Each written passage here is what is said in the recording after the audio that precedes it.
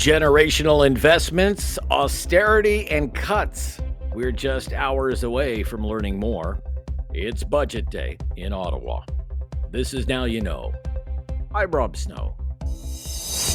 The top news stories and conversations that matter to you. This is Now You Know with Rob Snow on News Radio. It's the big day. For hours now, politicians, bureaucrats, journalists, and spin doctors have been poring over the federal budget in a lockdown building in downtown Ottawa with no contact to the outside world. No cell phones allowed, no laptops with Wi-Fi. And in just a few hours from now, they will be freed from their confines and the details of the budget can finally be revealed. At a few minutes past 4 o'clock Eastern Time, the Minister of Finance will stand in the House of Commons with the Prime Minister by his side and deliver the first federal budget of the Mark Carney era. Ahead of the big reveal, the government spin. Finance Minister François-Philippe Champagne was at a Quebec boot factory making a new pair of shoes for the occasion, saying the new shoes say it all about what kind of budget Canadians will see today. Well, I'll wear them because I'll think about the workers that help me make the shoes. Secondly, I'll wear them because this has been made in Canada by Canadians for Canadians. And I think it sends a powerful message to the rest of the country and to the world that Canada is a nation of builders. Canada is a nation of entrepreneurs. We are the true north, strong and free. And we're going to be, presenting a budget that meets the moment, that every Canadian will see in that budget something for themselves, for their kids, for their families. And that's why I'm so excited, and it starts here. But how will it end? In the House of Commons, in the run-up to today's budget, there has been what can accurately be called a political game of chicken. The Liberals have been insisting they don't have the votes to pass the budget, and if the budget doesn't pass, there would be another election. The Liberals have been laying the blame for a possible Christmas election at the feet of the opposition, especially the Conservatives. The government House Leader, Steve McKinnon, has been trying to sell that line for weeks, and this week is no exception. Well, Mr. Speaker, it was going so well up till now. We still have hope, though, that this leader of the opposition won't want to send Canadians, including our great farmers, to the polls over the Christmas season. The leader continues to bring up these imaginary taxes. We'd be happy to explain to him once again that farmers in this country are mostly exempt from any of those industrial carbon taxes, Mr. Speaker. The budget will be affordable. The budget will be great. The budget will build this country and build opportunities for farmers, for young people, and all Canadians. The Conservatives haven't said which way they're leaning on the budget. The party's leader, Pierre Poilievre, has made two demands, keeping the budget deficit at under $42 billion. Nobody expects that to happen. And Poilievre has called on the Liberals to get rid of the industrial carbon tax. The Liberals, have you heard, called that an imaginary tax. But mostly, Poilievre has been calling for the Liberals to table an affordable budget. After they doubled housing costs, doubled food bank lineups, and doubled the national debt, now they're making exactly the same costly promises. And the Prime Minister says Canadians who can't afford to eat, heat, or house themselves need to make more, quote, sacrifices. The choice for us is simple.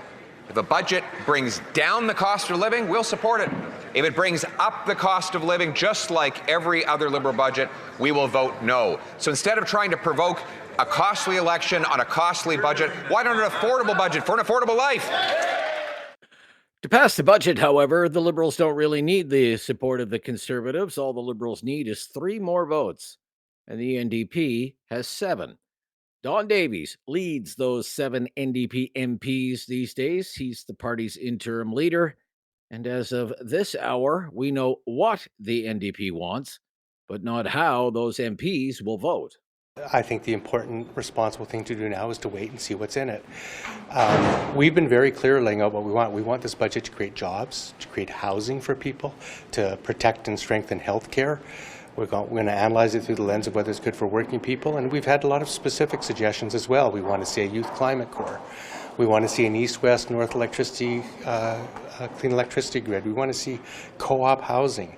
So there's no shortage of things that this government could pick up if they want to secure NDP support. But at this point, the only thing to do is wait and see if the government's listened or not. We'll see if Mr. Carney is going to respect this minority parliament, and to see whether or not that he's crafted a budget that can win support, or whether he's playing games, which he seems to say he doesn't want to do, but playing games and high-stakes brinkmanship with the country. I don't think that's responsible. Those 7 NDP MPs don't need to vote yay or nay at all. They could just sit it out or abstain. And Davies has said New Democrats have every right to abstain. Well, I've said already that I don't think Canadians want an election. And I don't think our country needs one at this point. We're facing serious economic problems. I think Canadians want us. They sent us to Parliament to try to make Parliament work. That was a big Jack Layton line. We're only 6 months away from the last election. So, do I think our country needs one? Not at this point. I think we need to be united. I think we need to work on the problems facing our country and our economy. So that's my preference. But it's not up to me. It's up to Mr. Carney. Just to be clear, abstention is still on the table, right? Every vote I ever see, there's abstentions that happen. You can vote yes, no, or abstain. Those are the 3 possibilities. And as far as I'm concerned, all options are on the table. It's been suggested that confidence votes on the budget likely wouldn't happen until the week after next, because the House of Commons is off next week for Remembrance Week events. Debate on the budget will start tomorrow in the House of Commons. By law, there must be at least 4 days of debate. Today, there are reports a confidence vote on the budget could come as soon as Thursday, with a vote on a budget sub-amendment from the Bloc Québécois. If the Liberals don't have the votes to suppress that move from the Bloc, there could be another election. If the Liberals survive that move from the Bloc, then an election is probably off the table, at least for now. I'm Rob Snow. This is Now You Know. This is News Radio.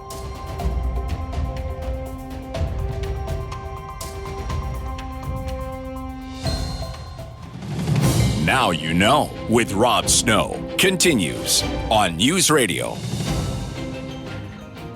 Federal Budget Day, we do expect to be joined by Professor Ian Lee shortly here on News Radio for some pre-budget analysis. Now, if you're ever looking for a podcast of our show, Now You Know with Rob Snow, there's a great new mobile app that will help you hear our show when you want to. It's called the Seeker app. That's Seeker, spelled S-E-E-K-R. And it has all kinds of exclusive audio that you won't hear anywhere else. News, music, and sports. You can download Seeker for iOS or Android. That's Seeker, spelled S-E-E-K-R.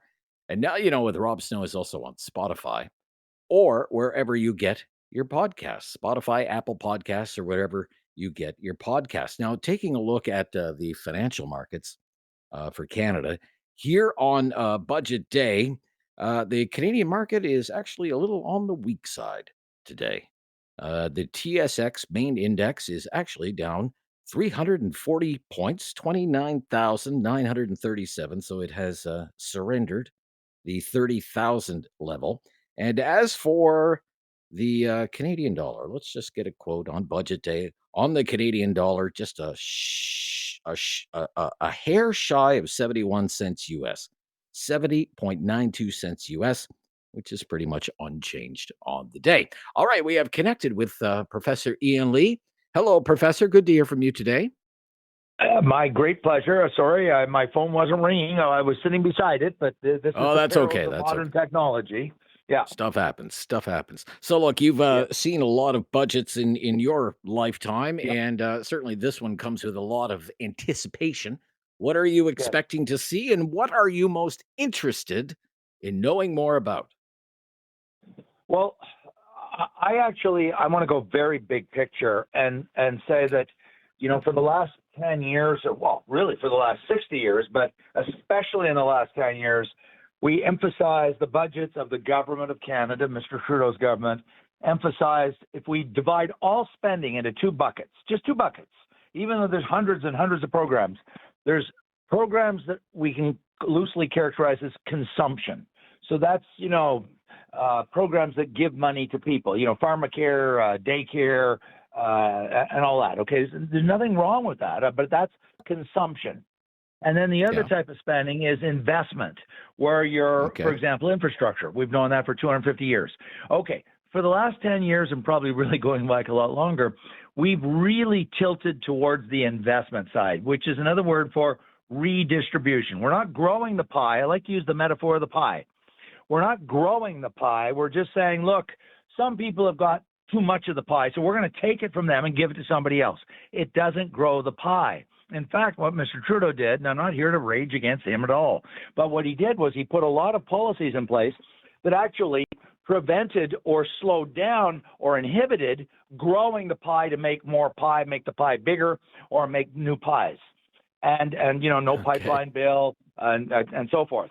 So what I'm looking for is Carney going to announce a fundamental break and shift away from this, I believe, excessive amount of redistribution and consumption to focus on what we haven't focused on, which is investment to address the declining productivity rate. And that's the only way you can increase the prosperity of the economy. And that's a Nobel Prize laureate who's a liberal called Paul Krugman who taught us this. You want to grow the pie, you got to increase productivity. And you've got to get rid of protectionism and other policies that stop or prevent or slow down growing the pie. So that's what I want to see. Is he going to do steps such as really investing in infrastructure, getting rid of barriers, red tape, Bill C-69, you know, no pipeline bill, the tanker ban bill, that kind of laws that inhibit growth. I mean, you've been in budget lockups. I've been in budget lockups. You get the budget document. I mean, it's a big, thick, thick budget document. I'm just curious. Okay, Ian Lee opens the big budget book, hundreds and hundreds of pages long. What section do you turn to? Like, where do you go first? I go straight to the appendix, the appendices. There's many, many, many appendices where there's hard data prepared by the people in finance and some other departments too. The first 400 or so pages with all the smiling pictures of taxpayers and smiling pictures of cabinet ministers. And, you know, there's little captions that basically say that these cabinet ministers they jump over tall buildings in a single bound. They're the greatest things since sliced bread. And how did we ever survive without them? That's what I call the propaganda. And I tell it doesn't matter what government's in power. And so I tell my students, because they say 500, 600 page budget. I said, well, no, you're not going to read the whole thing. Skip the propaganda and ideology. Go to the appendices, because that's where you're going to see the inflation. Yeah, because they have the inflation rate forecast for the next 5 years, the unemployment rate, the GDP, the interest rate, all the juicy stuff, all the good stuff, the important stuff is in the appendices. Okay. So, look, we're already hearing it in some of the news reporting. How will this compare to the mid-'90s? I want to ask you about something in particular about what happened in the mid-'90s with the Chrétien government and those budgets that government delivered. But that's going to have to wait until we come back. I'm Rob Snow here with Professor Ian Lee as part of our pre-game show, I guess you could call it, the pre-game show for the budget. And this is News Radio. There is no question Rob won't get answered. Now You Know with Rob Snow continues on News Radio. On Budget Day, Professor Ian Lee is here from Carleton University. When the Chrétien Martin government undertook its downsizing effort in the mid-1990s, it cut transfer payments to the provinces. So as a result, provincial governments then downloaded many services and costs onto municipalities and property taxpayers, social housing funding, funding for public transit, funding for public health, just to name a few. I'm curious what you think will happen now and whether lower levels of government should be preparing for another round of downloading, or do you think there might actually be uploading to the federal government? What's your sense of things right now? I can't see that there's going to be uploading because the government of Canada is desperate for cash. They're really, really desperate for cash. And I think there's going to be a downsizing of the public service, maybe 50 to 70,000 people. There's going to be programs that were passed during the Trudeau years that had a sunset provision where the law said it will expire on such and such a date in the future if it isn't renewed. I think he's going to let some of those programs lapse. I think he's going to do asset sales. I think he'll announce that the famous pipeline that cost $35 billion to the Rocky Mountains, I think they're going to announce it's going to go up for sale. I think they're going to probably list the airports. They desperately need revenues. So it doesn't make sense that they're going to say, hey, look, we're going to take on new expenses by taking expenses off the books of provinces or municipalities. Whether or not they download to them is yet to be seen. But, Rob, the larger issue that was never discussed, and it just drives me crazy, is people say, well, they downloaded the province and the province downloaded the municipality. Nobody is ever talking about what's wrong with just outright cutting some programs. And not downloading them, ending them, terminating them at the provincial level, the municipal level. I mean, in Ottawa, we went and did, after promising a 2% tax increase, they went to a 3.5. They said, well, we can't cut anything. The government is spending over $5.5 billion just in this one city of only 1 million people. And yet it just seems to be anathema that they cannot even contemplate cutting $1. They're saying not $1 should be cut at all. And I just don't believe it. I don't believe it.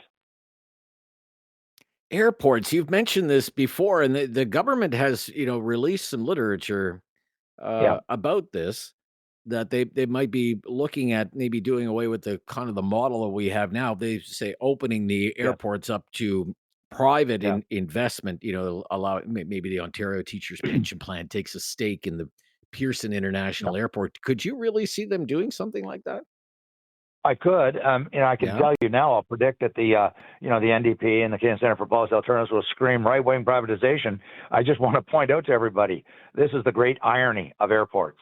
The federal government of the United States owns every airport in the U.S., lock, stock, and barrel. No privatization. So who has privatized? Why, that would be progressive Europe. Europe has privatized almost all of its airports. Imagine that. And Europe is seen by many people to be much more progressive than the United States, and yet they've privatized them. And I've flown into many European airports, a lot of European airports, and I mean most of the big ones, and they're run very efficiently. I would say more efficiently than our airports. Interesting. All right, give me it's not like you're in a pool or anything, but give me a ballpark figure. How big is the deficit going to be? I think it's going to hit very close to 100. They may keep it, 2 or 3 billion under, so they don't have to say it's 100. But it's going to be I think it's going to be in the 90s, and because it's easier to increase the budget deficit than to increase taxes or cut spending because people scream, and so they're going to push it as far as they can. But Carney is a very smart guy, I mean, he's an economist. He's a former central banker, and he is very aware that the markets can push back. How can they push back? They can drive down the currency. And when you drive down the currency, that means, because we import 1/3 of everything, that means our stuff that we import will go back up. And then the bond markets can rebel too, which will drive up interest rates. So it's not a free lunch that many people seem to think. They say, well, just print more money and just, go deeper in debt. There is blowback. There is a price. All right, so you're in the ballpark, 97, 98 billion, something like that. Okay. All right, we'll see how accurate you were in just a few hours from now. Thank you, Professor. Good to hear from you today on Budget Day. I know it's a busy one for you. From the Sprott School of Business at Carleton University, Professor Ian Lee. More on the budget coming up next. You have questions. Now You Know with Rob Snow has the answers. On News Radio. Well, it's time for the Tuesday Newsday political panel, all part of our federal budget pregame show today. Cam Holmstrom back with us, principal, Niipaawi Strategies. How are you, Cam? Good to hear from you today. Very good, Rob. Happy Budget Day, everybody. Yeah. Emrys Graefe is managing partner, co-founder, Political Intelligence, and good to hear from you today. Emrys. Hi, Rob. Thanks a lot. Glad to be here. Well, today's federal budget is being billed as big and bold. It's the big, bold budget. If it is to live up to that hype, what does it have to show? What does big and bold look like? Emrys Graefe, take that one. Yeah, well, I mean, my first question to that would be, does anybody want big and bold? Is that what we're looking for in the government these days? For us in the political sphere, it's super exciting Tuesday. For most folks, it's I hope I don't have to fill the tank today. Is big and bold what we're looking for, or do people just need some relief in the day-to-day because life is tough out there? Okay, is that what you'll be looking for in the budget? Yeah, absolutely. Relief for cost of living pressures, affordability measures? Absolutely. Look, there's a lot of talk about big grand schemes and the budget of the century and investments that come to fruition in the next 100 years, but we're all dead, right? We're all dead. It doesn't matter. It's not actually what people are going to work thinking about. It's too many promises that come to fruition sometime in the future, maybe. And what I think big and bold would be to actually have some big and bold action that would affect people today when the budget, gets announced next week as it gets debated and in the weeks to come if it actually gets passed. Okay, very interesting. What about you, Cam? What does big and bold look like for you? Well, big and bold means actually rising to the moment. And with due respect to my colleague, the fact is, if these were normal times, I might actually agree with this statement. The problem is these are not normal times. If you're lucky to still have your job due to what Donald Trump is trying to do to us, you are worried if you're going to keep your job and if your sector is going to be pounded into the ground. Or, or just a very simple idea of, can we even trust our American neighbors anymore? That's going to require some really big swings, some big ideas, and some big changes in how we think about how we go about things. The fact that we're at a point in a budget, and I've been around enough of these for so long now, the idea that we're actually going to see a path to 5% NATO spending in a budget and spend something in a budget. Just think how crazy that statement is to say.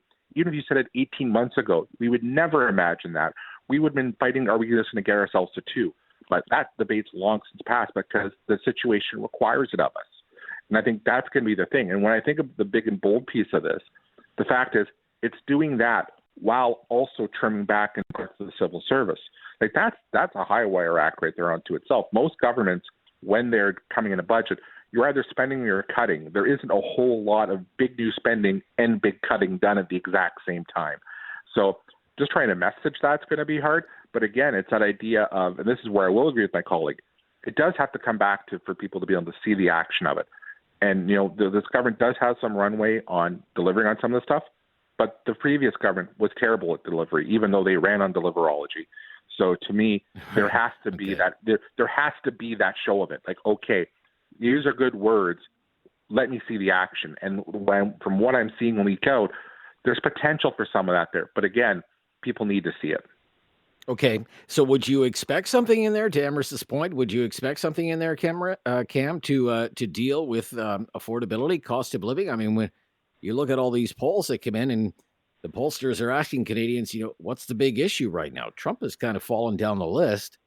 It's all cost of living. It's all living paycheck to paycheck, trying to make ends meet. It's all about affordability and anxiety about affordability. Yeah, but all something in the budget about that? But also all of it's connected to the Trump piece as well. You can't disconnect one from the other. When Trump's talking about trying to pummel us into economic submission, that at the end of the day, that affects your cost of living. Like there are very few sectors right now that are looking at this and thinking, oh, this is a good time for me, right? The fact is that most people are looking at it. Am I going to yes, I may have a job. I'm struggling. Will I still have my job 6 months from now? So that's but at the same time. But some of the stuff around, like a good example, around housing, that's a direct cost of living piece that we've been talking about for the longest time. Okay, so you've got the plans made up for all these catalog of wartime houses that we can now run off. Okay, how are you going to get them built now? Let's get to it. I think this is where the rubber starts to hit the road and where they can really push it. But am I expecting to see, like we saw in the past, like grocery rebates and stuff like that? No, I can't see a Mark Carney doing that. And to be very honest, I haven't seen anyone calling for that either. Okay. Emrys, what are you most interested in knowing more about from today's federal budget? If we plunked that budget document in front of you and it's hundreds of pages long, I mean, what page are you turning to? What do you want to know more about? Well, one thing that really stood out to me is the $1 billion to attract, the top talent from abroad.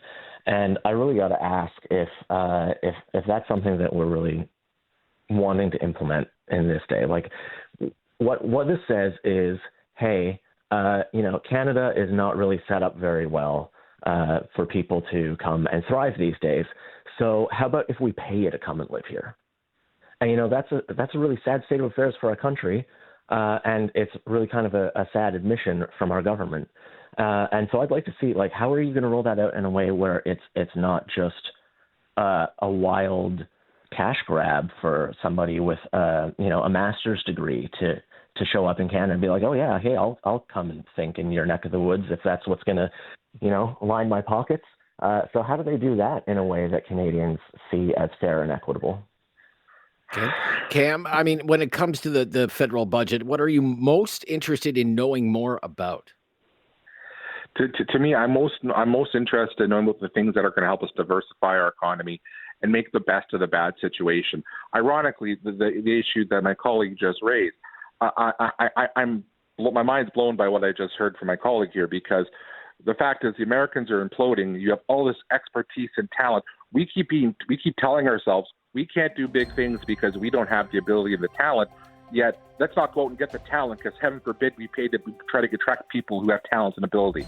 Like, that's crazy to me. In every crisis, there's an opportunity. There are opportunities within this crisis, and I want to see what this Prime Minister is going to try to do to take advantage of those opportunities. Okay, we'll be right back with more budget pre-game show here on News Radio.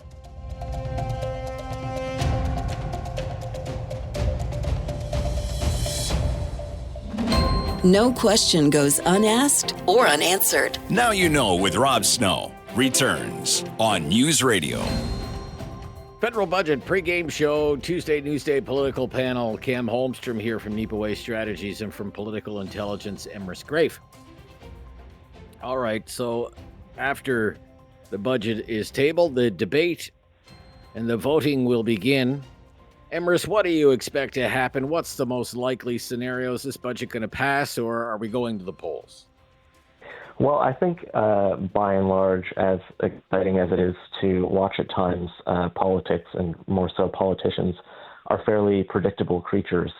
Look at the polls, and you can kind of read the tea leaves as to what they're going to do. Pierre Poilievre, the Conservative Party, had the highest vote share of any Conservative Party since Brian Mulroney. There's absolutely no reason for them to shy away from an election. They are good to go. They've got money in the bank. We know that Pierre is not afraid of a fight, and so I don't expect that they'll back away. I don't expect that a single caucus member without a really good excuse won't be there to vote against it. The NDP, on the other hand, no leader, but no leader might actually be better for them than their last leader. So they've kind of bounced back in the polls as well. So they can kind of do what they want, but right now they aren't a unit, right? They've got a temporary leader, and so it's kind of up to each and every one of them whether or not they feel like showing up and doing what their constituents elected them to do. For the Bloc, they are always a bit of a wild card. All they really need to do is convince Quebecers that whatever party is proposing is actually not in their best interest, which is probably not that difficult of a sell. However, when the Liberals are this close to being able to pass anything they want with a majority, I think it's highly unlikely that we end up going to the polls. Highly unlikely. Okay, Cam, what's going to happen? Does this thing pass, or are we going to the polls when there's snow on the ground? I just love how this tempest in a teapot has managed to make it. But if you want to talk about the most contrived Ottawa bubble story ever, this is right up there. It's 3 votes, people. Really 2 when you think about it, because Elizabeth May is just a Liberal in green colors, so she's going to vote for whatever this is. And yeah, someone's going to abstain. That's the way it always happens. It could be a couple new Democrats, could be a couple of Bloc members, because really at the end of the day, the only reason why the Bloc, the main goal of any Bloc Québécois MP is to ensure you're there in your seat as long as possible, then get reelected the next time. So they're not going to push the envelope. But you know what, though? The fact is no one wants this election. No one. There's no good reason or excuse for it. And whoever gets seen to be responsible for triggering one would pay would reap the wrath of the people. And guess what? I think people are feeling pretty wrathful right now, especially given what we're facing. Like, if there's any one time when I think the voters are thinking, get over yourselves and get to work, this is it. Okay. Right? So to me, I don't see anyone being dumb enough to run that trigger. But you know what? It's happened in the past, but I don't expect anyone to Joe Clark this thing. Gosh, I hate to disagree with both of you, but I've been disagreeing with our panelists so many times over the last 2 weeks. I love this tempest in a teapot. This is my rationale, and people think I'm crazy, but this is the Prime Minister. This is his chance to go for it all and try and grab a majority. And I think he can easily convince Canadians to say, look, these people, they just want to play political games. They're not on side with us. They don't understand the moment, all of this kind of stuff. And this is the NDP's problems are not the Liberal Party's problems. Who cares if the NDP doesn't have a leader? This is a chance to bury the NDP once and for all. Send them the way of the Socreds, okay, in 1979. Socreds never came back after 1979. And Pierre Poilievre is facing a leadership review in January. If he goes into that leadership review having lost one election, well, that's one thing. If he goes into it losing two, and the most recent defeat being, well, about 3 weeks before the leadership review, well, that's quite another. That could be the end of Pierre Poilievre. I think there's a lot of reasons the Liberals might want to pull the trigger on an election and engineer their own defeat. Well, the Liberals might want to pull the trigger, but they can't do it alone. Okay. Yeah. And Rob, to be honest with you, under normal circumstances, I might actually agree with some of that assessment, because I have heard from some Liberals they're itching at the idea of being able to go to an election, and they're hoping someone's that dumb. The problem is we're not in normal times. Like, this isn't 79 when you're dealing with imagine this idea if you did this in 1939, playing these kind of stupid games in the fall of 1939. Well, it's not 1939 either, Cam. Okay, let's hear from Emrys. Quick comment from Emrys. You've had your quick comment. Okay, let's go to Emrys. Emrys? They can't do it alone, you said. No, they can't do it alone. And just to Cam's point about people punishing those who force an election, I don't think that's a thing. I also don't think that people care what time of the year the election is, because it's always a bad time. No one really wants to have to tune into politics and make a decision like that, because politics is awful, and most people hate it. Most people hate disingenuous politicians. You know, it's either, oh, no, it's a Christmas election, or, oh, no, you can't have an election in the middle of the summer, or you can't have an election when it's back to school. You can have an election anytime. I think people begrudgingly tune in and do the thing that they have to do for their civic duty. All right. We'll be right back. I'm Rob Snow. This is News Radio.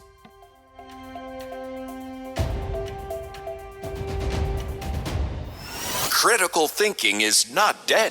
Now you know with Rob Snow. Returns on News Radio. We're here with Cam Holmstrom, Principal Niipaawi Strategies, Emrys Graefe, Managing Partner, Co-founder, Political Intelligence. You guys are no fun, okay? You're both ruling out altogether an election, okay?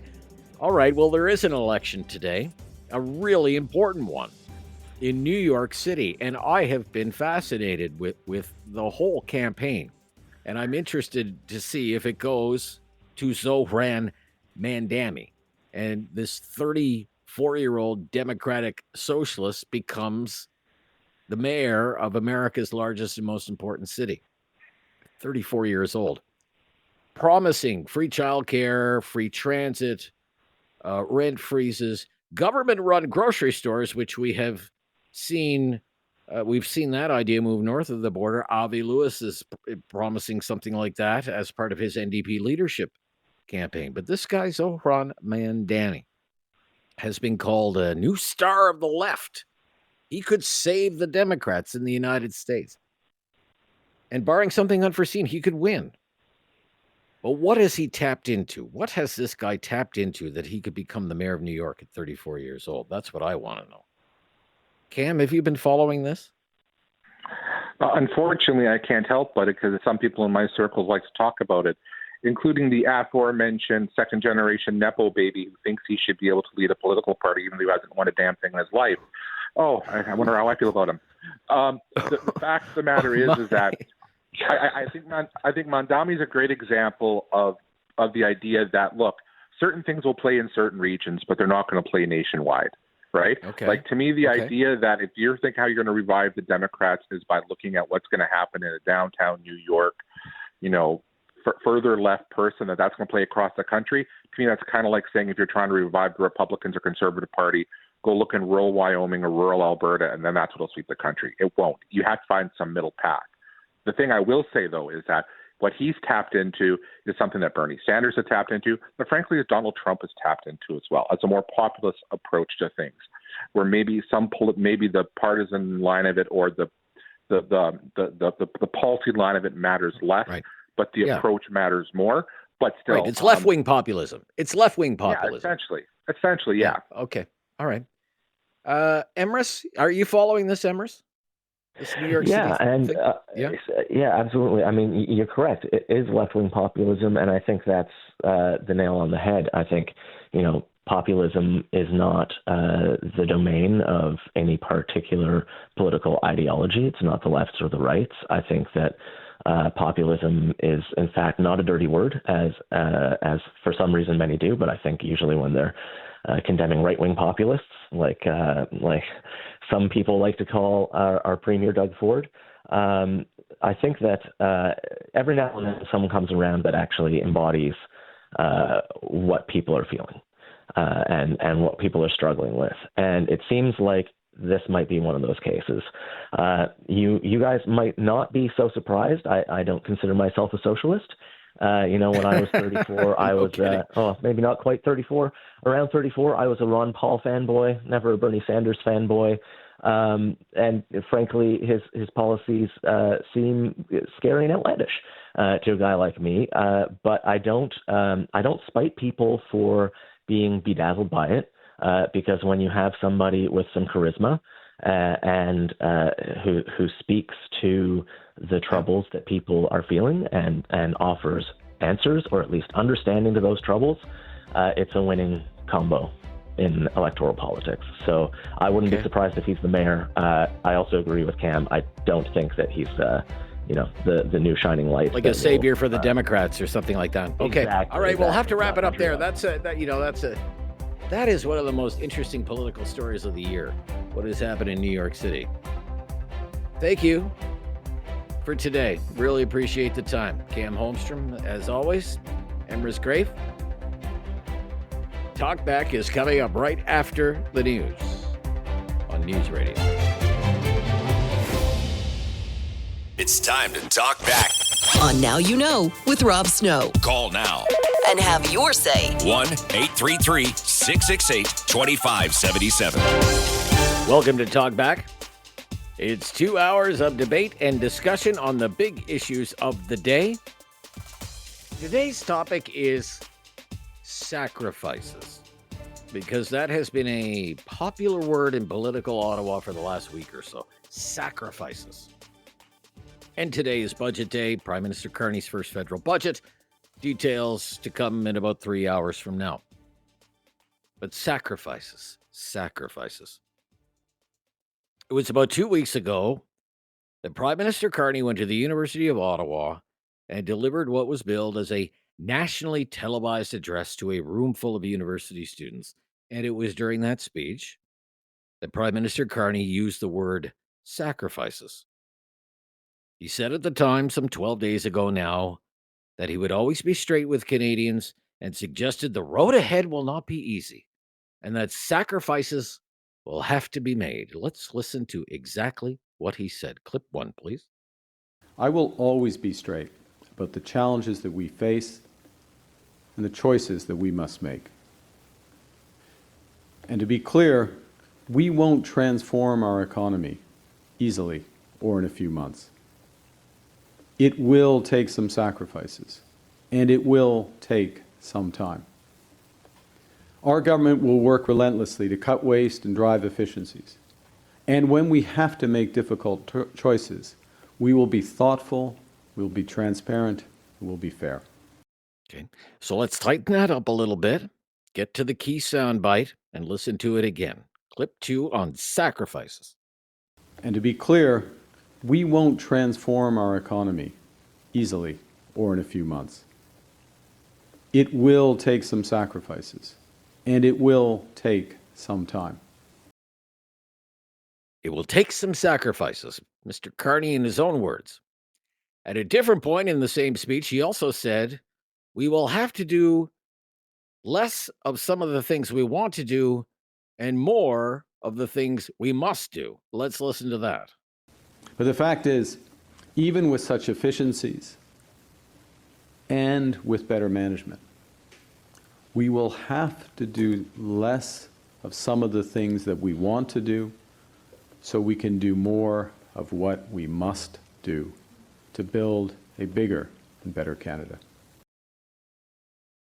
Prime Minister Carney on sacrifices. So those remarks and the specific use of the word sacrifices has become a hot point in the run-up to today's federal budget, with the prospect looming in the background, unlikely though it may be, that there could be an election fought over this budget. Pierre Poilievre, the leader of the Conservative Party, seized upon those remarks and tried to rally younger Canadians to his cause, saying Mr. Carney wants you to make more sacrifices, while we in the Conservative Party think that you have sacrificed enough. This was Mr. Poilievre's speech to young voters in Toronto last week. Roll that.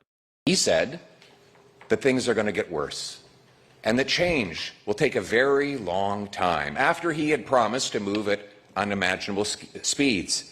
And then he let the truth out of the bag. He said young people are going to have to make more sacrifices. More sacrifices. Now, no more Mr. Carney, the young people in this room and across this country have already sacrificed enough. They have worked hard, they've done everything right, and they deserve a bright future of homes, jobs, and hope.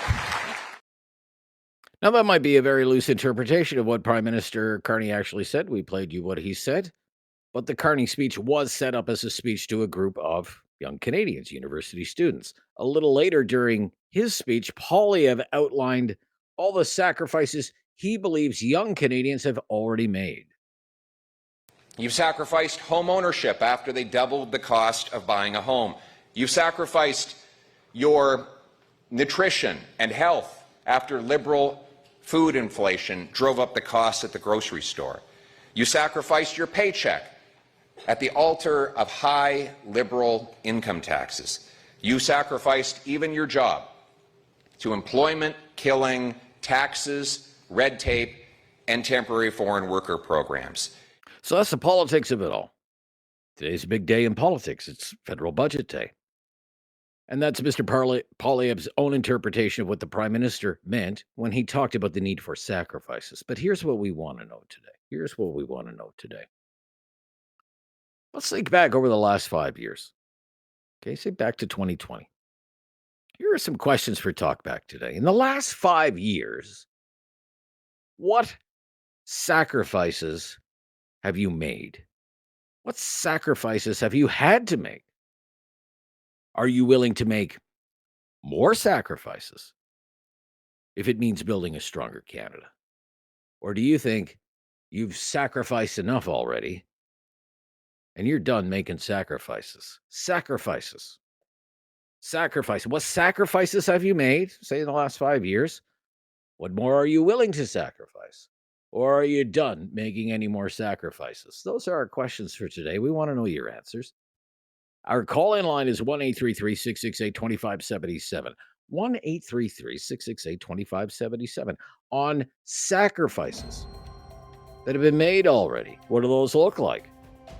Have you stopped buying certain things that you used to enjoy, changed your diet, delayed a major life decision, made a major life decision because it was a sacrifice? Taken on a second job, working longer hours? What sacrifices have you made already? When Prime Minister Carney says things won't change overnight, that's going to take time, and sacrifices will have to be made. What more are you willing to sacrifice? Are you willing to accept, for example, a lower standard of living that was suggested by the Governor of the Bank of Canada in his speech last week? While Prime Minister Carney's government moves ahead with plans to transform the economy to make it less reliant on the United States, what additional sacrifices are you willing to make? Or would you say, I have sacrificed enough already, and I am unwilling to accept having to make any more sacrifices? This is what we want to talk about today on Budget Day, the sacrifices you've made, are willing to make, or what you won't make at all. Give it some thought. Give us a call. 1-833-668-2577. If you've never called before, just mention that. We'll make you a priority. Let's talk about sacrifices on Talkback on News Radio.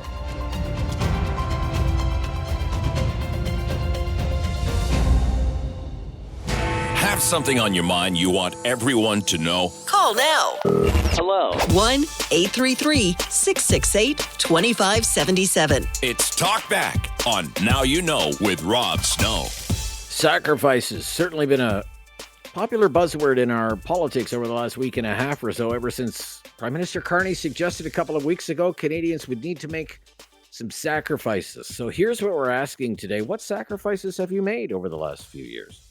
Say over the last 5 years. Go back to 2020.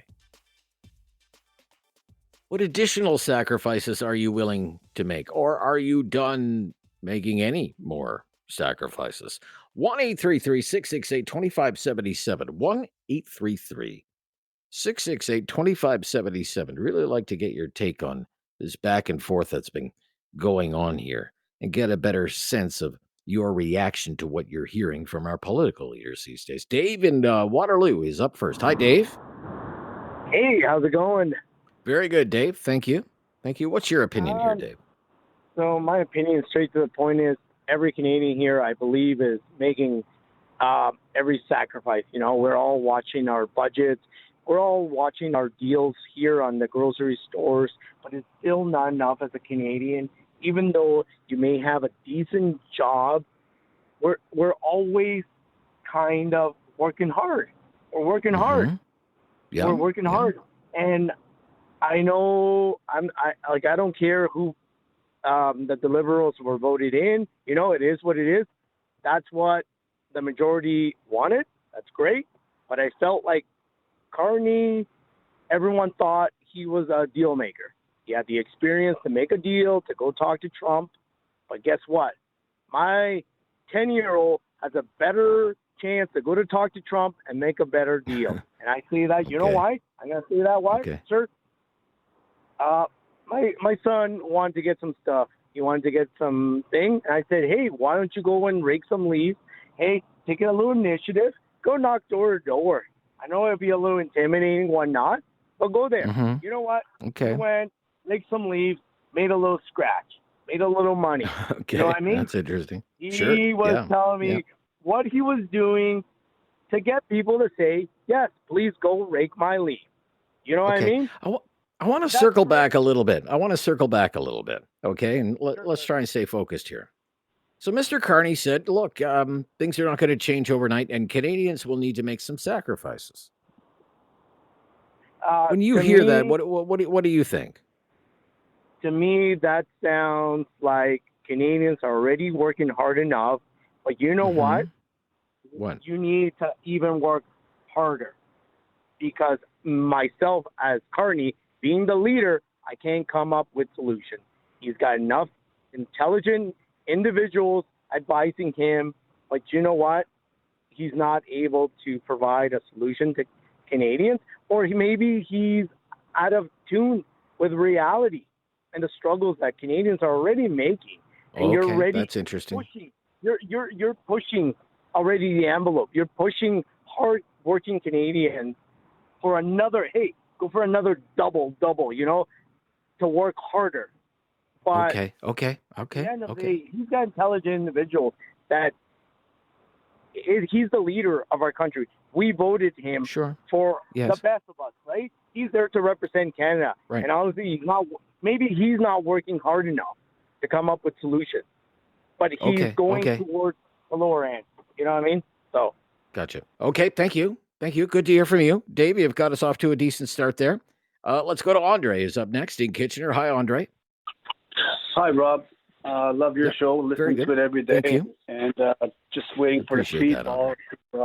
Yes, to know when to call. And today is about feelings, you know. So what was the question again? What sacrifices have you made over the last few years? And are you willing to make any more?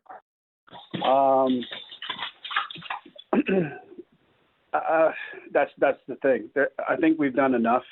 Okay. I know that my resolution last year about this politics, and excuse me, I didn't vote it because I think with the federal, we haven't seen the worst yet, and that's what's scaring me.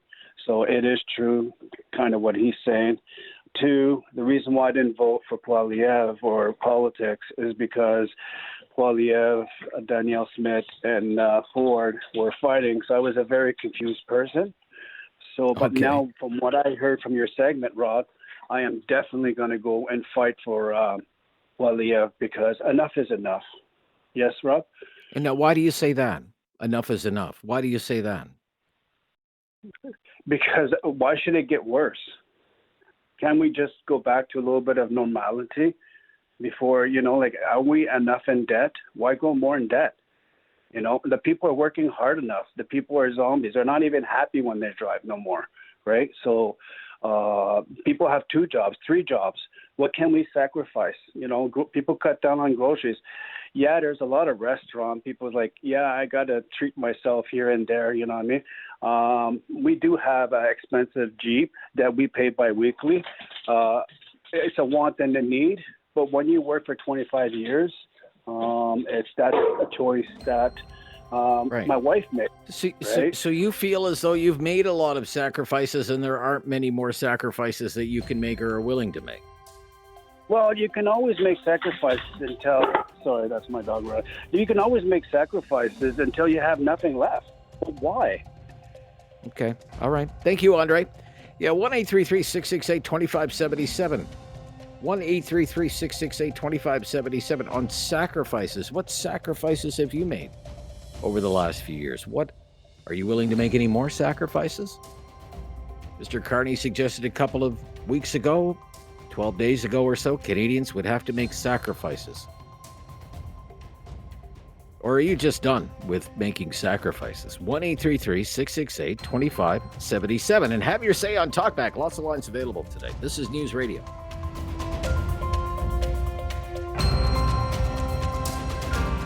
Have something on your mind you want everyone to know? Call now. Hello. 1-833-668-2577. It's Talkback on Now You Know with Rob Snow. So Prime Minister Carney suggested in a nationally televised address that the road ahead could be difficult, change could take a while, and that Canadians would need to make sacrifices. What we are asking today is, what sacrifices have you already made over the last few years? Are you willing to make any more sacrifices, or are you done with making any more sacrifices? 1-833-668-2577 to Gerald. Gerald's in Cambridge today. Hi, Gerald. Hey, how are you? Very good, Gerald. What's your opinion here on this? Well, my opinion is that when he says things like that about us having to do sacrifice, how about he sacrifices a little?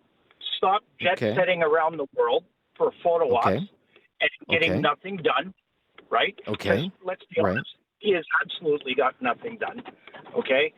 So his champagne flights all over the world is costing a fortune. So I had to go back to work full-time after retiring just to be able to put food on the table and make my mortgage payments. Okay? Wow. Okay. I'm sacrificing. I sacrifice. My wife is back to work full-time. And was your wife retired as well, Gerald? Was your wife retired as well, Gerald? Yes, really? So both of you expected to be retired by now, but you're not. You're both working.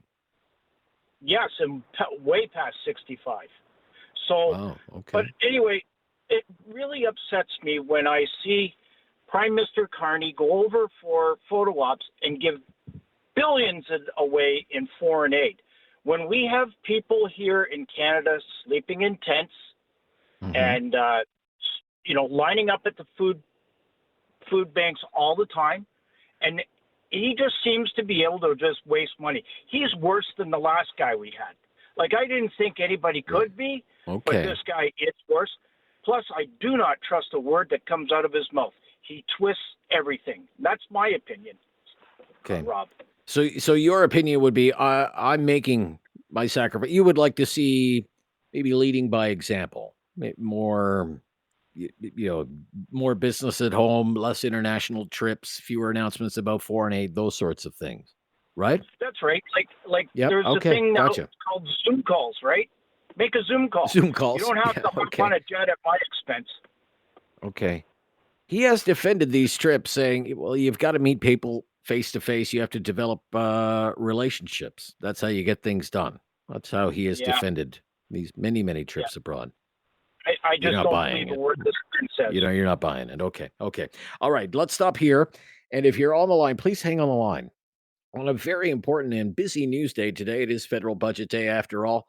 All the coverage on your news radio stations all across the country today. But we're talking here on Talkback about sacrifices. Sacrifices. There's been a big back and forth between the Liberals and the Conservatives over this after the Prime Minister suggested to a group of university students, sacrifices will have to be made. We're trying to transform the economy, make it less reliant on the United States, and that's going to be a big job. It's going to take a long time, and people will have to make sacrifices. Mr. Poilievre seized upon that and said, people have already made enough sacrifices, Mr. Carney, and they shouldn't have to make any more. Tell us about the sacrifices you have made and whether you're willing to make more, or are you done with it? 1-833-668-2577. Back right after the news and more of your calls on Talkback. Have something on your mind you want everyone to know? Call now. Hello. 1-833-668-2577. It's Talkback on Now You Know with Rob Snow. Sacrifices. That's what we're talking about today because it's been such a popular word in politics over the last 12 days. Let's listen again. This is from a speech, the nationally televised address that the Prime Minister delivered to a room full of university students in downtown Ottawa about a week and a half ago. On sacrifices. Play that again, Curtis. I will always be straight about the challenges that we face and the choices that we must make. And to be clear, we won't transform our economy easily or in a few months. It will take some sacrifices, and it will take some time. Our government will work relentlessly to cut waste and drive efficiencies. And when we have to make difficult choices, we will be thoughtful, we'll be transparent, and we'll be fair. Okay. It will take some sacrifices and it will take some time, to quote him accurately. I'm asking you, what sacrifices have you made over the last few years? Are you willing to make additional sacrifices? Are you done making any more sacrifices? 1-833-668-2577. Rich is in Calgary today. Hello, Rich. You're on the air, Rich. Hey, how you doing, Rob? Very good. Welcome to Talkback. What's your opinion here on what you're hearing? Just a question now. What I like to know is, what sacrifices is he asking us to make? I think that's a very more good of the question. Okay, Very good question. What does he want us to do? Very good question. It's easy to say make sacrifices, but what does that even entail? So that's my question to him. And also, whenever people are asking to make sacrifices, and especially in this context, it sounds like because of his mistakes, we're now have to make, maybe not just his, but maybe his predecessor. We're have to make these sacrifices. So I'd just love to know what he's asking of us, because I think a lot of us are already making sacrifices, and I think we're kind of done. Okay. What kind of sacrifices have you had to make, Rich? Give us an example. I'm a family of 7, so maybe not taking the trips, and not eating out as much, if we want, or just maybe not too crazy, but we also know things are getting worse, so we have to tighten up a little bit more. And we're already, the economy is forcing us to make sacrifices anyway. So I want to know what he's asking of us to, what more he's asking of us to, what sacrifices does he want more for us to do? I love to know exactly what he's asking of us. That would be great. Okay. All right. Thank you, Rich. Thank you, Rich. Yeah, and ever since I re-listened to a lot of that speech again today in preparation for the show today, I too sometimes wonder, what did he mean by that? What does he mean by that? It will take some sacrifices. I ask that only because, look, nothing is by accident in politics these days. I've said that before, especially a nationally televised address from our prime minister. Everything about that is choreographed. Everything about it, an event like that is game planned, focus grouped. I mean, there's a reason that line was in that speech. There's a reason it was delivered to the audience he chose to deliver it to, a group of university students in the core of urban Ottawa, not a group of hard hat wearing construction workers in northern Alberta. There was a reason that line was in there. There was a reason it was delivered to the audience it was delivered to. When you hear it, it is rather ambiguous, to Rich's point, and you can interpret it in many ways, I suppose. Can't transform an economy in a few months. Going to be difficult. Going to require sacrifices. 1-833-668-2577 to Alex. Actually, up next, Alex. Hi, Alex. Hey, Rob. How you doing today? Very good, Alex. Thank you. Thank you. What's your opinion, Alex? Yeah, so what I hear is I think he's being honest, and I'm very much a free market kind of guy. I moved to the U.S. 5 years ago because I didn't think Canada's economy was really what I needed for opportunity, and I also don't think that the government can really do a whole lot to fix it. So we're in a position right now where there's a geopolitical giant right next door who's always been our ally, who's kind of bullying us right now. And what I heard in that speech actually is very reminiscent to me of Trump's rhetoric actually going into the election around Doge and efficiency and becoming less reliant on China economically. So when I see Trump imposing heavy tariffs on Chinese goods for the U.S., he's implicitly asking the American consumer to make sacrifices by paying more for Chinese-produced goods.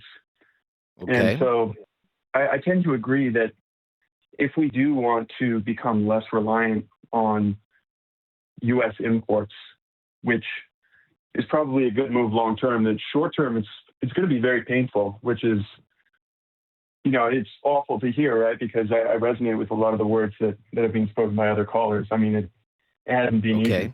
But at the same time, you're not repelled by it, or you're not off-put by a remark like that. You think it's an honest assessment of the situation that Canada's in right now? Yeah, I'm off-put by the reality. I'm not off-put by the remark. I think it is the reality, and to be honest, I'm not fully familiar with the contentions Pierre has with the budget. But I can't imagine that Pierre isn't also in favor of austerity on a fiscal level federally over the long term. I think I'm actually pleased to see that might be something rarely that both parties agree on. It's just something that no one wants to hear, because if we don't want to build our federal debt, it's going to be hard. Okay, so a very clear assessment from you, very logical. I would like to ask you, what sacrifices do you expect Canadians to make? Or what will they have? What sacrifices will they have to make, do you think? I think the best thing for me to do and for anyone to do would be, rather than over-indexing on the rhetoric that we're hearing politicians say, we take a look at the proposed budget and we take a look at why people are voting for or against it. So I don't know the details of what he's looking to cut in the budget, but he's a national bank guy. Historically, he's probably referring to specific items in there. I don't know if he's cutting funding for specific programs, but I would prefer to look at those specifically and then, take issue with those and see what the other party is proposing to see if I agree or disagree with those. Okay, interesting. Yeah, we can talk about the politics behind it all as well. Well, I'm always engaged on that. 1-833-668-2577. Right, be right back on Talkback with more of your calls. Hang in there. This is News Radio.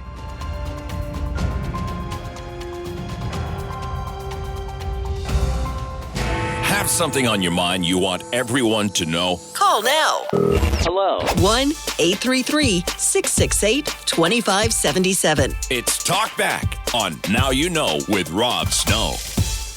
Sacrifices is a popular word in our politics these days after the Prime Minister suggested a couple of weeks ago Canadians would need to make sacrifices. What sacrifices have you already made? What more are you willing to make? Or are you done making any more sacrifices? Back to our phones. Dawn is in Dartmouth, Nova Scotia. Hello, Dawn. Hello. Hi, Dawn. Yeah, good to hear from How are you. you today, Rob? Very good, Dawn. Yeah, thank you. How are you? That's good. I'm great, thank you. That's good. Thank you. What do you think? Well, I have slowed down my outside eating. I'm going upstairs right now, so I'm out of breath. And Okay. I have cut back on overspending on my groceries. And I will continue to do that as long as it takes. I feel sorry for Carney to take over what happened when Trudeau was in. Okay. And he's dealing with a lunatic. And no matter how much he's ready to make some agreements, you need the other side. And the other side just isn't working with them. And Okay. Carney can't do more than what he's doing. And if anyone in this country thinks Poilievre would do a better job, they better think long and hard. Because we'll be just like the States if he gets in. That goes for What would- abortion and everything. Okay. Seniors Well, check. I don't know about that on abortion, I do. for example, but okay, and fair enough. read So the- on sacrifices, then, if you feel that is the state of affairs, would you, if the Prime Minister said, Dawn, you're going to need to make even more sacrifices because of the situation that we're in, would you be willing to make even more sacrifices? Yes, You would. because I want Canada. I want Okay. to be I don't want to be anything else for any other Right. reason. Okay. And we've had it pretty good for years. And Mhm. depending on another country for your living is wrong. We Okay. need to be self-servant. Years ago, my husband owned a poultry farm. This is something I have to talk about. And they wanted to, what was it called, Dave? The free trade agreement in the early 90s. And they wanted to take away supply management. Yes. We went to a meeting in the Valley. And the speaker up at the podium said, just think, if we take away all the small farms in our country that produce food for us and everything else, we will become a third world country Okay. because they can't feed themselves. So you could hear a pin drop. Okay. Well, whenever I've talked to experts and I've talked to many, okay, in the agricultural sector, Yep. the number of small farms, especially supply managed farms, has dramatically decreased since supply management was brought into effect now. Supply But they wanted management to take has them not all. helped to save the small family farm. But the Far from they it. wanted to all the small farms and bring in all the stuff from the United States. Okay. At least in Canada, our inspectors are government inspectors. Right. But you view this very much through a sovereignty lens. You do believe our sovereignty is at risk. And if it fair enough. And if it takes more sacrifices, you're willing to go to the mat by the sounds of it, Dawn. Thank you. Yep, for your call. That's Dawn in Dartmouth. Let's go to Tom in Calgary, from Dartmouth, Nova Scotia to Calgary. Hello, Tom. Hey, how's it going? Very good, Tom. Thank you. What's your opinion here? So, yeah, I had a couple comments, I guess. That speech that he made at the university, I think if Carney had a plan for growing the economy, that speech would have sounded a lot different. It wouldn't be about sacrifices. It'd be a lot more of a positive speech on potential and prosperity. But to me, it sounds like he's basically prepping these people who are in universities, who are entering the workforce for, I don't know, a really lower quality of life. And it sounds to me like all this elbows up stuff and all this deal making that he was supposed to be doing isn't really working out very well with the States. And it doesn't sound like he's making any good deals around the world, because if he was, we would have a different speech. Okay. So you think he's preparing people for sort of an inevitability that their life is not going to be the way they thought it would, or as prosperous maybe as they thought it would be, especially young people? Is that how you read into that? That's exactly how I read into it. And I still remember the day when I was in university when Trudeau got elected, and I had big hopes and dreams of, going to university, coming out of university and living at least at the standard that my parents had lived. And the sacrifices I've had to make over the last 10 years of this government has been essentially had to delay marriage, had to delay, and I continue to rent, but delay home ownership. I still drive the same vehicle that I was driving when I was 16. And I think people in their 30s and 40s and younger are probably going to start realizing, hey, this isn't what we want anymore. So something's got to change. I didn't sign up for this. Okay. Yeah, interesting. Thank you. We've got to run. Well, two more polar opposite views you could not get from the last two callers. Thank you so much. More of your calls just ahead. Sacrifices. Today, the Prime Minister's remarks, how you interpret those and what sacrifices you've made and are willing to make. This is News Radio.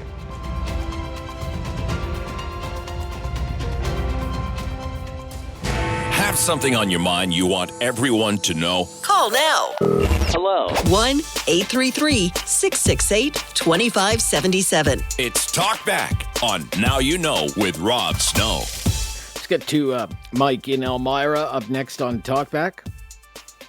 And all the talk about sacrifices lately. Very good, Mike. Thank you. What's your opinion? Well, I think the expectations of people are hilarious when, for some of the callers. One, with Poilievre saying, we're done making sacrifices, and the individual who just called and said, look at how he's not done anything, talking about Carney, in such a short period of time. I think people's expectations are ridiculous. Our government needs time to develop and connect and rebuild things outside of the U.S., because what's happened in the States, it's all being driven by the tariff war, which is a war, which requires some sacrifice at home. Every war has done that, even the real wars. So I think when it comes to sacrifice, I vote Canada. And this is where we can become more of a unity. What does that mean? I vote Canada. What does that mean? That we're together, all of us, no matter what political boundary you're on. Let's find ways to unite instead of divide. And I'm sick of Poilievre dividing so much and just throwing political bombs that have no meaning. So I like how Carney is being careful with his wording. He's not selling a lie, as in, hey, it's going to be wonderful, woohoo. He's saying, look, this is going to be hard. And I have a hunch the hardness is going to come from buying local, because local stuff costs more, but we're building our own economy. So I don't know. That's one of the ideas, I think. But it's going to be a long haul, and we've just got to take it maturely, not with a happy, positive-only approach. There's got to be a reality check. Oh, and you think that's what this is, a reality check? Yeah, I think it was well worded. And again, it's in a speech to some students, so don't over-scrutinize the speech. There's still more information coming. You can't know everything yet, and people are trying to. Well, it's designed to be scrutinized, sir. Nobody forced him to do a nationally televised address. Right. To a group of university students. Of course, it's there to be analyzed. He was on national television. Absolutely. So. Okay, I didn't mean it like that. What I mean is all the hyper details that we don't know yet. Like people are asking and demanding answers to stuff that hasn't been released yet. Okay. So you think he's kind of, telling it like it is? I think he's telling it like it is wisely, not trying to push too modest and too happy. I think he's trying to go down the middle. And when Poilievre responds and says, well, Canadian young people, like university students, for example, have already made tremendous sacrifices, working harder, making less, job opportunities that are precarious, home ownership dreams that are slipping away. You think that is, what, over the top, an over-the-top assessment? I think our sovereignty or is there any truth to that as well? I think our sovereignty is at stake, and you gotta do everything. Our sovereignty is at stake. All right. Sovereignty is at stake. It's time to talk back.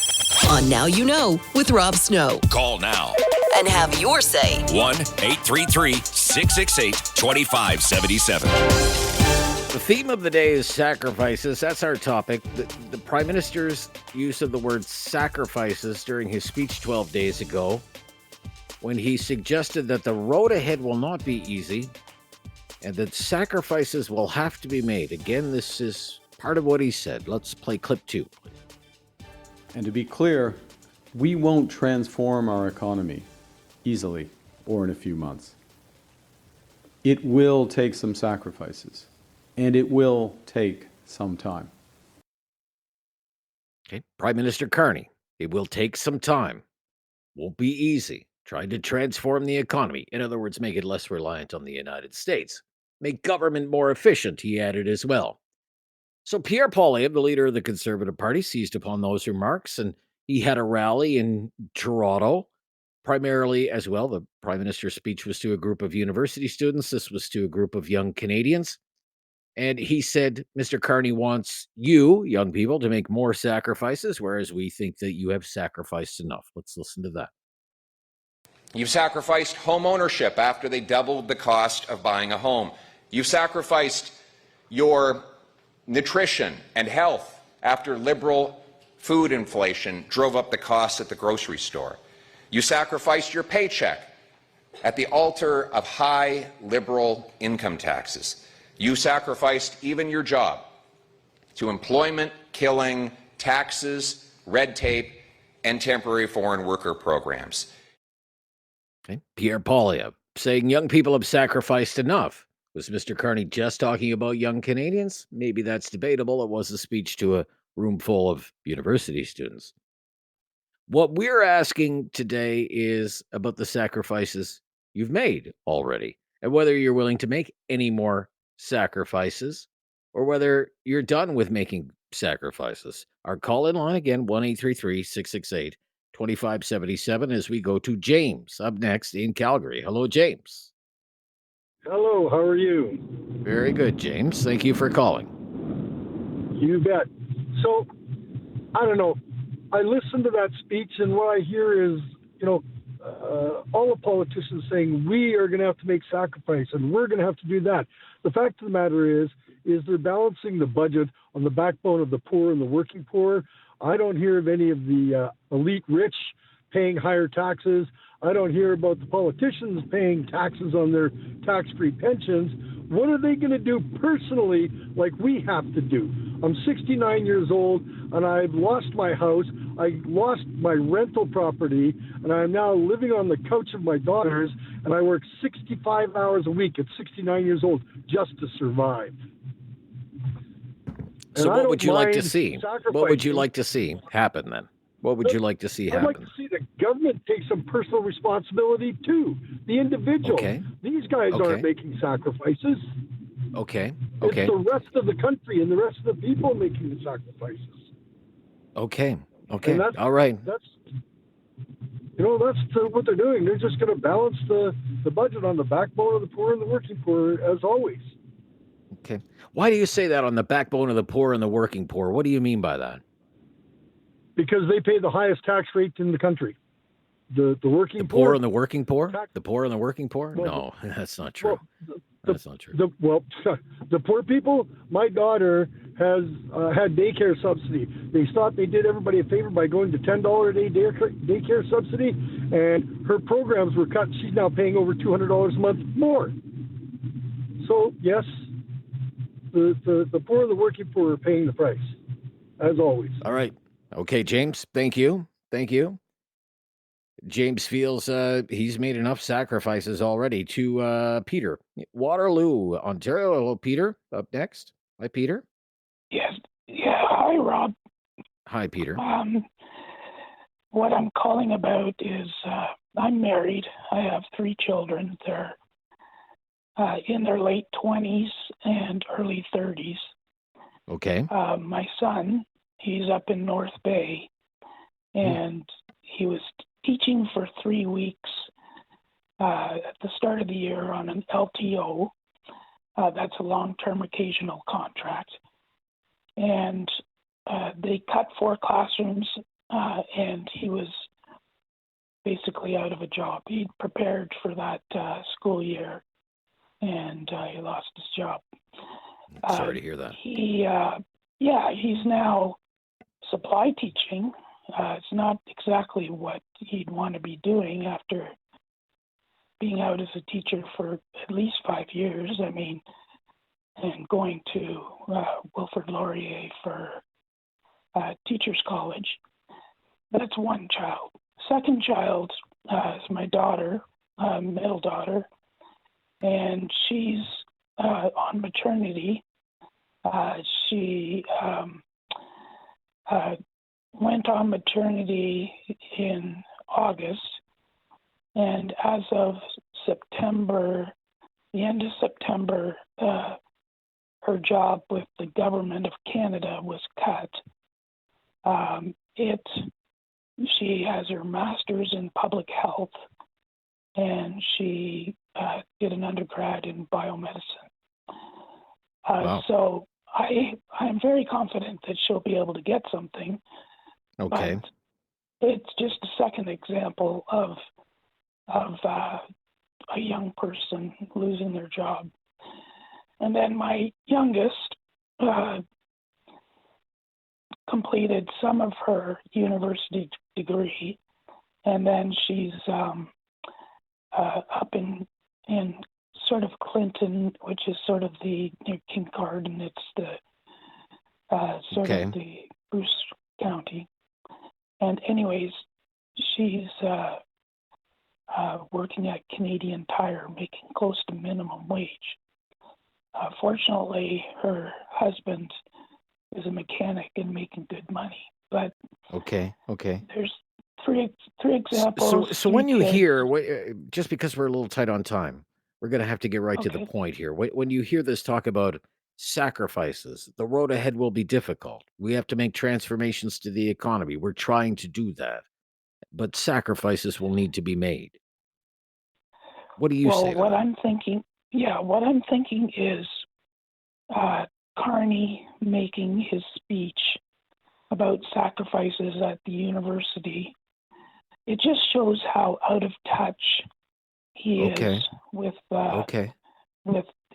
Canadian youth.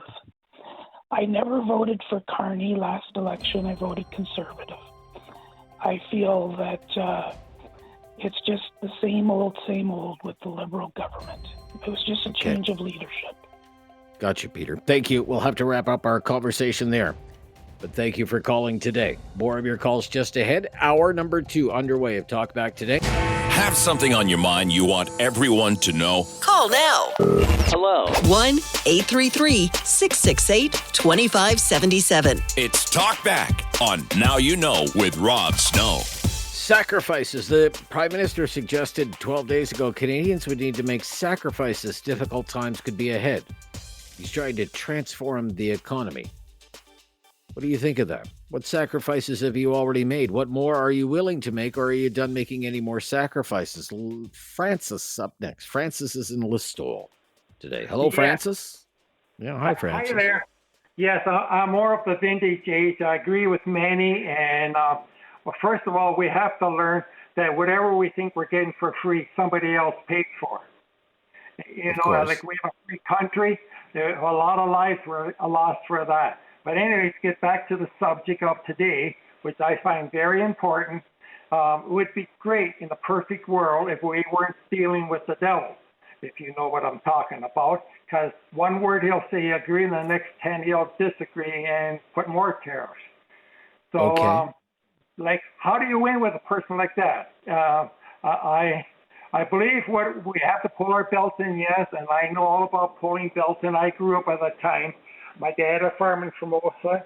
We were pulling turnips with a tractor couldn't get through, so he had a team of horses pulling turnips, throw them on a wagon while the horses were drinking water, took them down to the locksmith shop just to find out, well, we can't take any of them, we have our own. So I know all kinds of hardships. So yes, we have to pull our belts in, and it's too bad that these leaders that say they have all the right answers.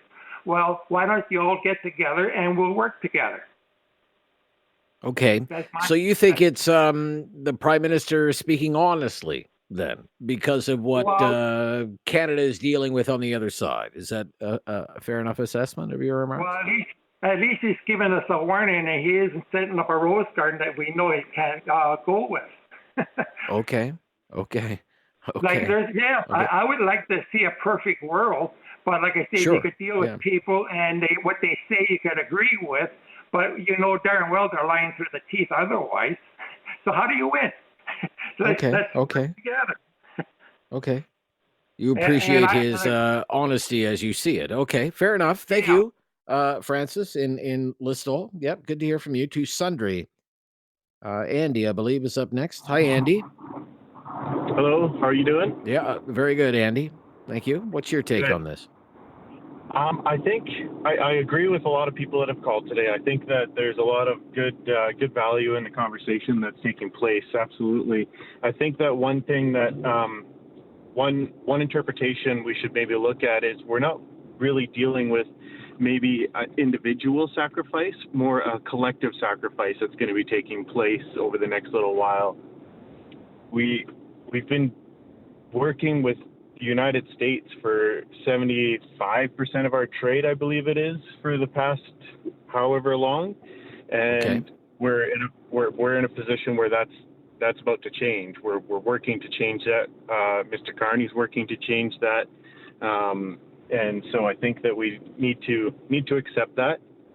And with that, we also need to understand it's not necessarily the products that we've always been producing that these other countries that we're going to be trading with now are going to be after. So we may need to retool.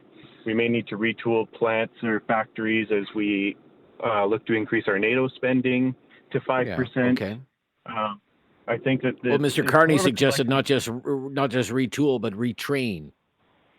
Yeah, absolutely. I think that that's going to be important. We're going to have to retrain if we're retooling. We're also in a bit of a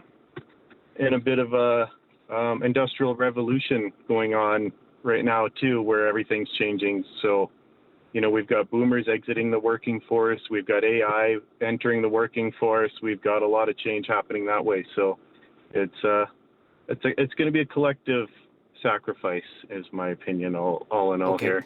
So, you know, people have called and have suggested, well, I've made a lot of sacrifices. I would like to see some sacrifices made at the leadership level. You know, working longer, came out of retirement to work.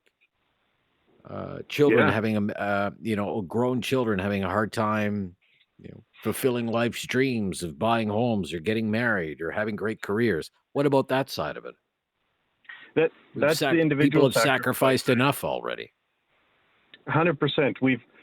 I think everybody on an individual level has sacrificed a ton, and I don't discount that whatsoever. We've gone through these COVID years where whether you agree with what took place and we had to do to hunker down or not, you know, we all made huge sacrifices in that time for the betterment of the country in the short term, and unfortunately we're in a position where that's happening again. We've got a lot of nations knocking at each other's doors with controversy and issue. I think that the increased NATO spending is important right now.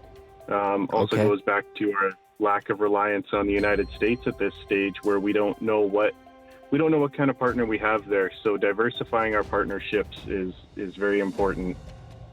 Gotcha. Okay, well said. Andy, well worth the wait today. Thank you for calling Talkback. More of your calls just ahead. 1-833-668-2577. Sacrifices. They will be needed, he said. It will take time, it said. He told a group of university students. Many of whom will face bleak prospects already, of course, in finding a good career. Many of them think they will never own a home the way things are right now. Sacrifices. Let's kick it around. We've got lots of time left to take your call here on Talkback on News Radio. Have something on your mind you want everyone to know? Call now. Hello. 1-833-668-2577. It's Talkback on Now You Know with Rob Snow. Reza in Calgary up next on Talkback on the topic of sacrifices and Mr. Carney's remarks and Mr. Poilievre's response. Hi there, Reza. Hi, Rob. How are you? Very good, Reza. Good to hear from you. What's your opinion? Same. Yeah, I'm not a liberal. Just don't get me wrong. But I think Carney's trying to manage expectations. The economy is changing, and that's beyond our control. I have been adjusting. We didn't go to Mexico. We don't eat out anymore. We're just trying to kind of adjust. I don't know if you can call it sacrifice. It's a very subjective interpretation what sacrifice means, and for different people means different things. It's adjustments, and it's beyond any party right now. The whole world is trying to adjust to the sky. So what can we do? I mean, that is easy to kind of point fingers. Yeah, it's not working. We didn't do anything. But where is it working that's not working for Canada? That's my question a bit. Okay. I like this idea. You think he's managing expectations? He's suggesting, times are tough, and it's going to take a while for times to get better. Is that how you see it? And I think it's reasonable. It's not. He's not trying to fool anybody. Trudeau said the sunny days. What happened? What happened to those sunny days? We just destroyed our country, our economy. I mean, do you want us to somebody say come again? Sunnier days? That makes us feel better or makes us feel richer? No, it doesn't. No. You know, reality is reality. We can't change it. Right. It is our fault. We put our eggs in one basket, and the basket is rattling, crushing the eggs. I mean, what about some of the responses that you've heard? Look, I have made enough bloody sacrifices. I'm still making sacrifices. Now you're saying you want me to make more sacrifices? I'm done making sacrifices. What about a response like that? I mean, that line is different based on individuals, their financial situations. I've been adjusting before Carney. I mean, somebody said through pandemic with the adjustments. I don't know. I mean, I traveled the world. To me, sacrifice is more significant. Not going to restaurant, cutting back on going to Mexico, that is not a sacrifice in my opinion. But if you lose your job, then you can't pay for your mortgage. That is definitely a hardship. I don't know what can we do. But this man is in his prime minister, I don't know, short time. What is the reasonable expectations to have from him? What he's supposed to say? I mean, I put myself in his. I'm not a liberal, don't get me wrong. But, yeah, I think he's managing expectations. I have a daughter. She can't find a job. My son is 16. I don't know how to advise him. Economy is terrible. We are just touching recession. We are not even in a recession. Okay. Good, Reza. Thank you. He's telling it like it is. He's managing expectations. That's why he's talking about the need for sacrifice, says Reza. What do you say? More of your calls after the news on News Radio.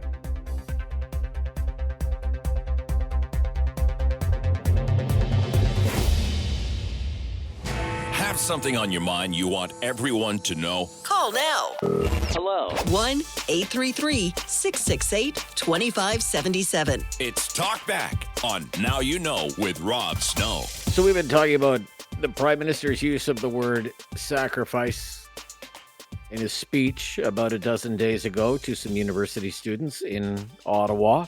Pierre Poilievre really pounced on that speech from Prime Minister Carney. He's been hammering away at the government for the last week and a half, saying many Canadians, especially young Canadians, have made enough sacrifices already. What about you? What sacrifices have you made? What additional sacrifices are you willing to make? Are you done making sacrifices? We have about 25 minutes here and less than an hour and a half before we really learn what sacrifices look like, because then we'll see the federal budget. 1-833-668-2577. Fred is in Calgary. Hi, Fred. Hi, Rob. How you doing? Very good, Fred. Thank you. What's your opinion here? Love your show. You know that. I just want to put a little humor in this. Okay. You know, I seen a caption the other day, and it said, "You're about to find out why your mother and grandmother washed the tinfoil and reused it in the Ziploc bags." The reality is, that's what's going to happen. Oh, really? Why do you say that? And the other thing that stuck to me the other day when the guy called in about collecting bottles, you couldn't get any plainer than that. That's where we are. yeah. We're at, instead of one guy collecting bottles around the neighborhood, now there's 16, and they're doing it out of, they have to, not because they just want to make a little extra money. But well, it's not just that. He also, if I could, just on that, I was struck by that call too. He used to be the only guy who had this little territory of collecting bottles, and now he can't swing a cat without hitting somebody else who's out collecting bottles. And he said there's fewer bottles because people aren't putting their empties to the curb the way they used to. They're taking them back to the depot to collect the deposits. Yeah, that's the basis. Like, you can't get any simpler than that. But as far as Carney, I never voted for Carney. I voted for Poilievre because I was worried about the pipelines and all that stuff. But I'm glad Carney's in there because he's so professional. You know, I can sit back and criticize anyone, and if I can't come up with the answer for it, I shouldn't be criticizing them. I find the politics now, it's, they just keep throwing stuff at someone that's trying. And yes, he's going to make mistakes, but the reality is that if you don't have the solution for it, you shouldn't be able to get up there and start picking people apart. They should have to answer with a solution from now on. That's what they should. Poilievre should have to stand up, pick them apart, and say, this is what I would have done, or this is what we should do, rather than just get up and make a comment and then sit back down again and leave it at that. So that would be called working together. The sacrifices I've made, I'm 63 years old. I'm working 6 days a week, because that's what the job calls for. That's what you sign up for. I don't have that extra day with my family. You got Sunday to do your laundry, and that's it. As far as going out to restaurants and stuff, no, we don't go out like we used to. And leftovers, you find yourself saving stuff you never saved before. Little things like that, but that's your own budget in your house. This is a big budget for the country, and it's a little more difficult, but I just wanted to say, and I'll end it with this, Rob. Think about it. You're about to find out why your grandmother and your mother washed the tinfoil, reused it in the Ziploc bags, because that's the truth. That's where we're headed. Oh my gosh. Okay. All right, Mark. That's rather bleak. Let's go to Mark in Calgary. Hello, Mark. Up next. Hi, Mark. Hey, hello, gentlemen. How are you? Very good, Mark. Thank you. What's your opinion here today? Well, I'm like a lot of the other callers. I'm 65 years old. I originally wanted to retire at 65, but now I know it's freedom 75. And I guess partially, if you're talking about sacrifices, it's more like the sacrifices we had to make in our overall cost of living. I mean, everything's gone up over the years. Taxation hasn't decreased, even though some of the previous governments kept promising cuts to the middle income earners and low income. Really hasn't come to fruition. In fact, it's probably getting the other way. We have people that are working, 60, 70 hours a week, and any time that they work overtime, they're taxed automatically at 50%. So, I mean, that's the reality of today. What scares me the most is I do have 12 grandchildren. I got they're going to be up and coming into a place where they can't afford to live. When they, I know Carney has to make a budget announcement that is going to try and help, to stimulate the economy and everything else. But such a drastic budget increase, I think people could almost accept it if he said, okay, our overall budget's going to increase by $5 billion, and we're going to have to make some sacrifices in order to be able to balance the budget, in 3 to 5 years. But I didn't hear that. All I hear is that we're going to balloon the budget, and everybody's going to have to make those sacrifices. Saying it to a group of middle-income earners would be one thing, but saying it to a group of university students, they delivers the message that you're young, it's almost like you'll get over it, you'll just have to live through it, is not the right message to be going across. Poilievre's argument on the other side is valid. I think it's a little convoluted of what Carney was trying to get across the board anyways. But I think if they sustained a budget that was manageable for us to be able to absorb over the short term versus over the long term, I think you'd have more success in delivering a budget proposal to the Canadian people. All right. Thank you so much for your remarks today, Mark. Good to hear from you on Talkback today. We will stop here, however. Take some more of your calls just ahead. Hang tight. 1-833-668-2577 and have your say on sacrifice. This is News Radio. Have something on your mind you want everyone to know? Call now.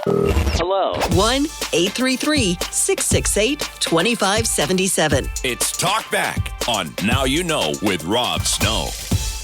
A popular buzzword in our politics these days has been sacrifices ever since the Prime Minister suggested a couple of weeks ago that Canadians would have to make sacrifices, that things aren't going to get better in the short term, and sacrifices will need to be made as his government transforms the economy. Of course, Mr. Poilievre responded to that by saying Canadians have already made a lot of sacrifices, especially young Canadians, and they're done making any more sacrifices. In fact, the title of the Poilievre event in Toronto last week was called No More Sacrifices. Let's get right back to it. Alex is in Waterloo. Thanks for calling, Alex. All right. How about Linda in Didsbury? Linda. Hi, Linda. Hi. Hi, Linda. Hi. What's your opinion, Linda? Well, I used to vote on party lines. Now I vote for the man. And Carney is the right man at this time, no matter what anybody else has to say. We're in a difficult position. We have an idiot south of the border that is looking to destroy everyone's economy except his. And we haven't got a lot of options. Carney is trying to get the best deal for Canada, not just a deal. And also, we have to pivot. We can no longer depend on the states to be our major trading partner. And Carney is working on that. So we're in a position where, yes, there's going to be some sacrifices. But in the end, we'll be a stronger country and a stronger economy, in my opinion. Okay, what are you willing to sacrifice, Linda? Well, I am retired, and I have to have a second income because I can't live on what we get for pensions. So I'm already sacrificing. I don't see what I'm doing or having to do changing. I don't think it'll get rougher for me, but I'm fortunate. I don't have a mortgage. My home is paid for. So all I have to worry about are the monthly bills, and I don't see them going up. I believe that we as retirees, depending on pensions, are going to have to acknowledge that we're not going to get any raises. We're not going to get to where we're not beneath the poverty line. We're already there at the poverty line. Okay. And we're, our sacrifice. So you're not anticipating any great windfall from the government or from the budget today, for example. Okay. Not at all. No, I believe that it's going to be focusing more on what we have to do to get ourselves to be a healthy economy and a healthy country again. And I think that's the most important thing. Yes, there was a time where I could go out for dinners a little bit more, but I don't. Once a month I might go out for dinner. But it's not in the budget to do more than that. And if I could, and I'm not trying to be a smartass or anything. Why is that acceptable? Why is that acceptable to you? That you can't go out to dinner when you want to? Why do you accept that? Because it's just life. I did not do the investing I should have done when I was younger to have a decent retirement. I see. So I have to accept responsibility for the things that I have and have not done. And carry on from there. It's not worth fussing about. I'm quite capable of cooking at home. Okay. Carry on. We go with where we need to be. All right. Fair enough, Linda. I'm going to move along. Thanks for the call from Didsbury today. To Kitchener, Sophia, I believe. Sophia? Yes, I am. Hi there. Go ahead. Understand why people still want to sacrifice. With 10 years with Trudeau Carney sacrifice, and right now Trudeau's advisor Carney, we again sacrifice next 10 years. I don't understand people. Carney make money with Trudeau. Trudeau pays him for every advice around $800 million for advice, maybe more. That is news one time I listened. And Carney took money, go to America, doing business. And his children going private school, Harvard in America. Where Canadian children going? I have three of them. Two of them is right now in university, one in high school, and they scared where they have a fine job, what they pay debt from university. Another thing, we deal with Trump, yes, because if you don't have own business, I had own business in my country. I am from Europe and I very good understand that is big mistake. Canada is fortunate country, so have lots of mineral, everything. Have to do business long time ago. Have own business, like not Sarnia. I've got you. Okay. You're of the opinion we've made enough sacrifices, right? Yeah, too much. And I agree with Fair enough. Pierre. Too much. Okay, thank you. We're going to have to wrap it up there, however. Be right back. Probably fit one or two more in here. 1-833-668-2577. This is News Radio.